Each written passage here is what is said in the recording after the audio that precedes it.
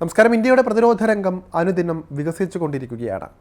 ഇതിൻ്റെ ഭാഗമായിട്ടാണ് പ്രതിരോധ സേനകൾക്ക് ആവശ്യാനുസരണം യുദ്ധോപകരണങ്ങൾ വാങ്ങുന്നതിന് പ്രതിരോധ സംഭരണ സമിതി അംഗീകാരം നൽകിയിരിക്കുന്നത്.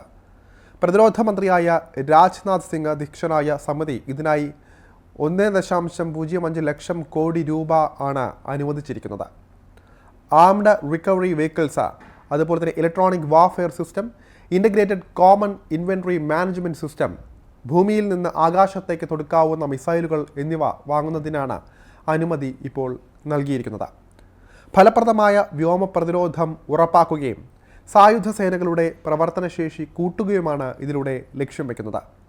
യുദ്ധോപകരണങ്ങൾ എല്ലാം ഇന്ത്യയിൽ തന്നെ നിർമ്മിക്കും എന്നത് രാജ്യത്തിൻ്റെ പ്രതിരോധ ഉൽപ്പാദന സ്വയം പര്യാപ്തത എന്ന ലക്ഷ്യത്തിന് കൂടി വലിയ ഊർജം പകരുന്നതാണ്. ഉപകരണങ്ങൾ വാങ്ങുന്നതിനുള്ള ആദ്യ പടിയാണ് അംഗീകരിച്ചിരിക്കുന്നത്. ഈ പുതിയ പദ്ധതികളിലെ ഏറ്റവും വലിയ നിർദ്ദേശം ഇന്ത്യൻ നാവികസേനയെ സംബന്ധിക്കുന്നതാണ്.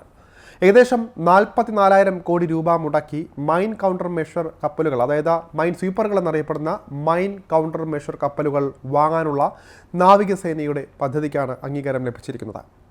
നാവിക മൈനുകൾ നീക്കം ചെയ്യാനും കടൽ മാർഗങ്ങൾ സുരക്ഷിതമാക്കാനും ഈ കപ്പലുകൾക്ക് നിർണായക പങ്കുകളുണ്ട്. നിലവിൽ ഇന്ത്യൻ നാവികസേനയ്ക്ക് ഒരു മൈൻ സ്വീപ്പർ പോലും പ്രവർത്തനത്തിനില്ലാത്ത സാഹചര്യത്തിൽ ഈ തീരുമാനം അതീവ പ്രാധാന്യമർഹിക്കുന്നുണ്ട്. 1970-കളുടെ അവസാനത്തിൽ അന്നത്തെ സോവിയറ്റ് യൂണിയനിൽ നിന്ന് വാങ്ങിയ 6 കപ്പലുകൾ ഉൾപ്പെട്ട പഴയ കപ്പൽ നിരയിലെ അവസാനത്തെ കപ്പൽ 6 വർഷം മുൻപാണ് ഡീകമ്മീഷൻ ചെയ്തത്. ഈ പ്രതിരോധശേഷി പുനർനിർമ്മിക്കുന്നതിനായി കപ്പൽശാലകളിൽ നിന്ന് 12 പുതിയ മൈൻ സ്വീപ്പിംഗ് കപ്പലുകൾ, അതായത് MCMVകൾ വാങ്ങാനാണ് നാവികസേന ഇപ്പോൾ പദ്ധതിയിടുന്നത്. മൈൻ സ്വീപ്പറുകൾക്ക് പുറമെ മൂർഡ് മൈനുകൾ, സൂപ്പർ റാപ്പിഡ് ഗൺ മൗണ്ടുകൾ, അണ്ടർ വാട്ടർ റോബോട്ടിക് ഷിപ്പുകൾ എന്നിവയുൾപ്പെടെയുള്ള അത്യാധുനിക അനുബന്ധ ഉപകരണങ്ങൾക്കും DAC വാങ്ങാൻ അനുമതി നൽകിയിട്ടുണ്ട്. നാവികസേനയുടെ യുദ്ധക്കപ്പലുകളെയും സാധാരണ ചരക്ക് കപ്പലുകളെയും കടലിലെ ഭീഷണികളിൽ നിന്ന് സംരക്ഷിക്കാൻ ഈ ഉപകരണങ്ങൾ സഹായിക്കുമെന്നാണ് വിശ്വസിക്കുന്നത്.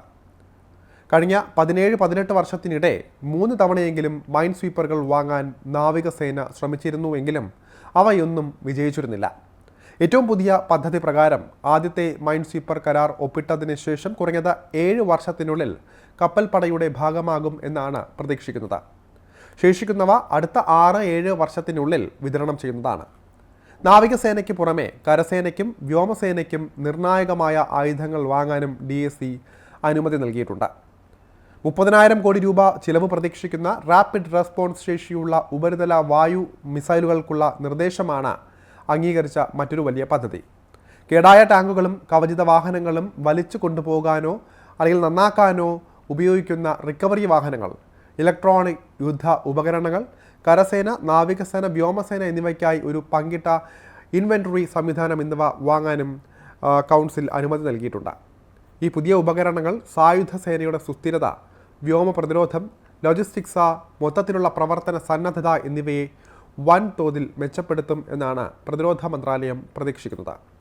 ഇന്ത്യയിലെ പ്രതിരോധ ഉൽപ്പാദനം വർദ്ധിപ്പിക്കുന്നതിനുള്ള ഏറ്റവും പ്രധാനപ്പെട്ട മാർഗമായ ഇന്ത്യൻ IDDM വിഭാഗത്തിന് കീഴിലുള്ള എല്ലാ പുതിയ പ്രതിരോധ നിർദ്ദേശങ്ങൾക്കും DAC അംഗീകാരം നൽകിയത് ശ്രദ്ധേയമാണ്. തദ്ദേശീയമായി രൂപകൽപ്പന ചെയ്ത് വികസിപ്പിച്ച നിർമ്മിക്കുന്ന ഉൽപ്പന്നങ്ങളെയാണ് IDDM എന്ന് വിശേഷിപ്പിക്കുന്നത്. അതായത് ഈ ഉപകരണങ്ങൾ പൂർണ്ണമായും ഇന്ത്യൻ സാങ്കേതിക വിദ്യ ഉപയോഗിച്ച് ഇന്ത്യയിൽ തന്നെ നിർമ്മിക്കും. ഈ തീരുമാനം ഒരു നിർണായക ഘട്ടത്തിലാണ് വരുന്നത്. ജൂൺ 19 നിലവിലുള്ള പ്രതിരോധ ഏറ്റെടുക്കൽ നടപടിക്രമം, അതായത് DAP 2020 അവലോകനം ചെയ്യാനും മെച്ചപ്പെടുത്താനുമായി ശക്തമായ ഒരു പുതിയ കമ്മിറ്റി രൂപീകരിക്കുന്നതിനുമായി പ്രതിരോധ മന്ത്രാലയം പ്രഖ്യാപിച്ചിരുന്നു നേരത്തെ തന്നെ. ഭാവിയിലെ ഭീഷണികളെ നേരിടാൻ സായുധ സേനകൾക്ക് കൂടുതൽ സജ്ജരാകാൻ കഴിയുന്ന തരത്തിൽ ആധുനിക സംവിധാനങ്ങളുടെയും ഉപകരണങ്ങളുടെയും വിതരണം വേഗത്തിലാക്കുക എന്നതാണ് പ്രധാന ലക്ഷ്യം.